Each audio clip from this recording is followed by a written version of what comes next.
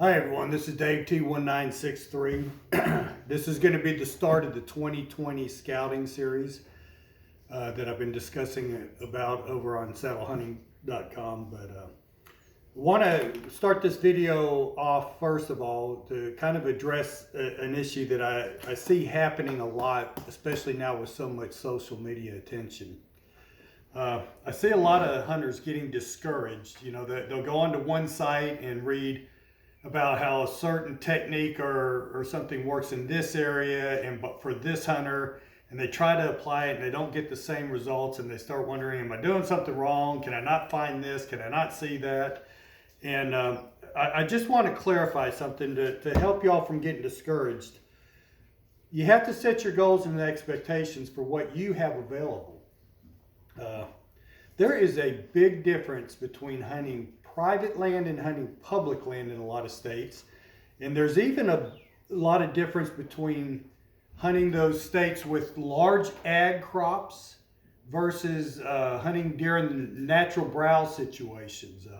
When I say high ag production areas, I'm talking about you draw 150, 200 mile radius right through the center of the United States, tracking along both the east and west side of the Mississippi. And that's what I'm considering kind of that high ag belt. Yes, you can find smaller isolated ag in some other states. That's true, you know, with what do they call those green fields that they put in? Everyone's putting in now on the deer hunting lease strictly for food plots.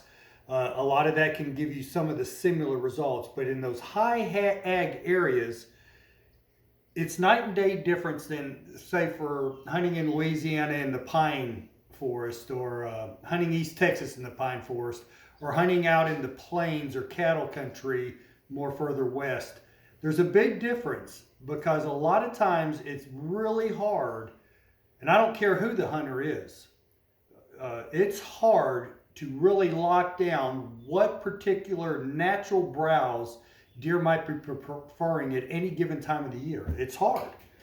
With ag fields, it's pretty given, and so you got a definite reference point on where to start scouting, where to start looking, because you know where the deer are going to eventually wind up at, and it's a matter of backtracking, you know, backwards and finding where the pressure's not and where the deer are locating. So the first thing I want to address before we even get started in the scouting is don't get discouraged if you're one of those public land hunters, especially in a state where you don't have a lot of ag production and you're hunting natural browse.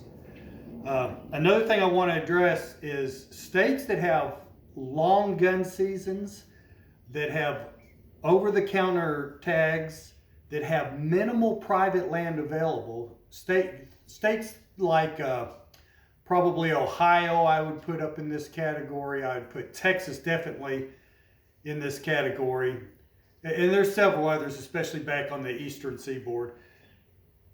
When you're in those kind of states where they encourage non-resident hunting, they have long gun seasons and stuff like that, your deer herd can get out of balance really quickly, and you can have a very low buck to doe ratio. You can have a decrease in the number of mature bucks. So what I'm trying to say here is it's not an apples to apples comparison, and I don't care who the person on YouTube or Facebook or whatever on videos is saying. There is a big difference in the location of where you're hunting and how hard it is to not only kill a deer, but to scout them and find them. Let me give you a great example. Texas is the state that I currently live in, and it's one of 3 states I hunt every year. And we have about 3% public land in the whole state of Texas. 97% is privately owned. But of that 3%, outside of the national forest and the federal lands such as the LBJ grasslands and the Caddo National and the Black Kettle grasslands, outside of those, that public land is very controlled.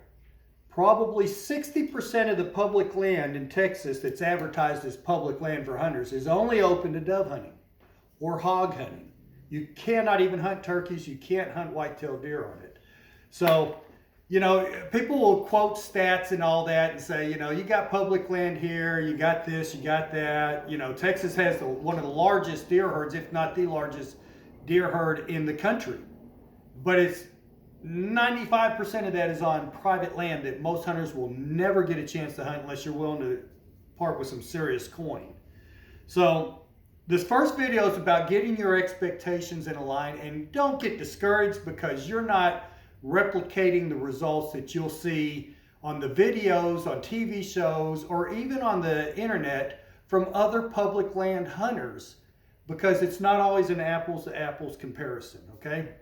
I've been very blessed having a 21-year career in the military. I've got to hunt a lot of different states, and I've seen the difference night and day between hunting like in Oklahoma versus Kansas or Missouri, Illinois.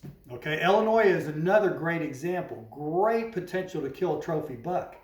Very limited on the public land available. So if you're planning an out-of-state public land hunt in Illinois, you've got your work cut out for you, and your expectations should be lower than going right next door if you can draw a tag in Iowa, where even knocking on the door will get you some access to some land, because there's just a limited number of hunters in Iowa. So, but even with Iowa, it's knocking on doors in 2020 is not going to be easy. You can get access to some land, but it's not as easy as it was back 20, 30 years ago. So that's how I'm going to wrap this first video up. I really want you to disconnect from some of the expectations that maybe you see on social media or in books or videos or whatever, and try to really focus on what you have available, the time you have available, what state you're hunting in, you know, what kind of buck to doe ratios you have, and you know, what kind of mature bucks do you actually have access to. I firmly believe every state has opportunities at mature bucks, but I will guarantee you that some states, your opportunities are going to increase dramatically. So, you know, keep it in perspective, guys, and comment below on what you would like to see in this series. Now, I've been getting a ton of requests. Can you come do one here? Can you come? Folks, I've got a full-time job with the Air Force, so I'm pretty busy. I can't go to every state and every different kind of environment, but I can address situational things like what are we talking about when we're talking about river access in hunting river country or cattle country or farm country and areas that I've hunted with. But post your questions down below and what you would like to see, and we'll kind of take it from there. I have no real set agenda. I'm going to cover everything from what I'm doing right now in my postseason scouting. What are some of my camera strategies for this time of year? What am I thinking about as far as access and where other hunting pressure is? What am I looking for right now? And that's just as important as finding the deer sign.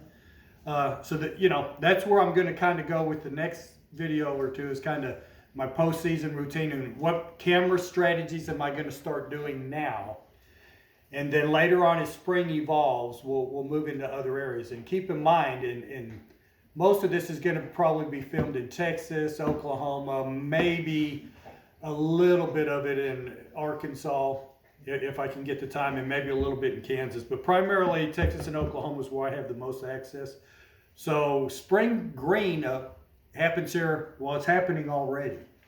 Here in the part of Texas I live in, we're already starting to see green weeds coming up through the ground and stuff. So that changes things. Once green up is really upon you, a lot of the sign is hard to see.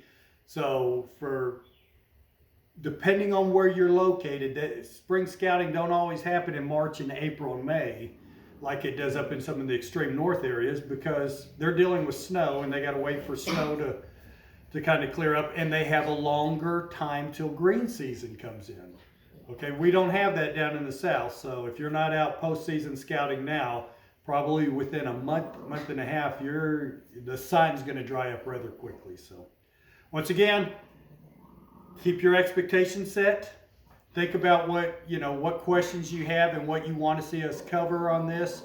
Eichmann from Texas is going to join me. We've hunted together a little bit last year and gotten to be friends, and we bounce ideas off each other. So we'll kind of tackle that as him and I perspective. He's located totally different from where I am, so we'll have to figure out how we'll work these videos. Maybe we'll post a video, 2 videos on the same type of topic and how we both go about it. I am no expert by any